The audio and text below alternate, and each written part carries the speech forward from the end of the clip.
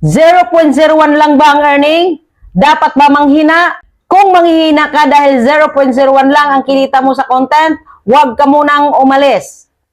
Baka ito ang pinaka-importanting video na mapapanood mo bilang content creator.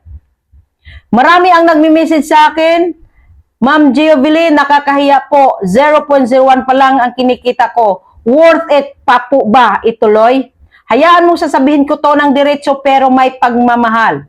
Ang 0.01 ay hindi kabiguan. Proof yan na gumagana ang ginagawa mo. Una, ipalala ko sa iyo, baguhan ka pa lang. Alam mo ba kung bakit ka may 0.01?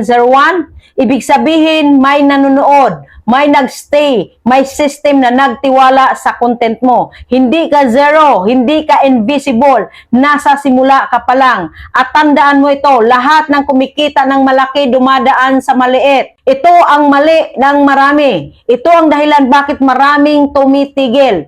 Ikino-compare nila ang day 1 nila sa year 5 ng iba. Gusto nila agad ng malaking kita. Mas tinitingnan ang pera kaysa progress. Pero pakinggan mo tong mabuti. Ang content ay hindi instant business. Ito ay long-term trust building. Ito yung mga tips para hindi manghina. Tip 1. Huwag mo munang tingnan ang kita, tingnan mo ang galaw. Tanungin mo ang sarili mo. Dumadami ba ang views? Tumataas ba ang watch time? May nagko-comment ba? Diyan nagsisimula ang malaking kita. Tip 2, gamitin ang 0.01 bilang fuel, hindi insulto. Sa halip na sabihin ang liit lang, sabihin mo may simula na ako. Marami ang 0.00 hanggang ngayon dahil takot magsimula at tumigil na.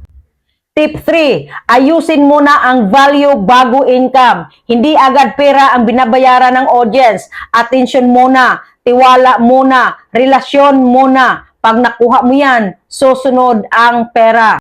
Kung ang goal mo lang ay pera, madali kang mapapagod. Pero kung ang goal mo ay makatulong, mag-share ng experience, magbigay ng aral, kahit 0.0 pa lang, hindi ka titigil. Tandaan mo ito, hindi maliit ang 0.01 kung galing ito sa pangarap mo. Mas malaki yan kaysa 0 ng mga sumusuko.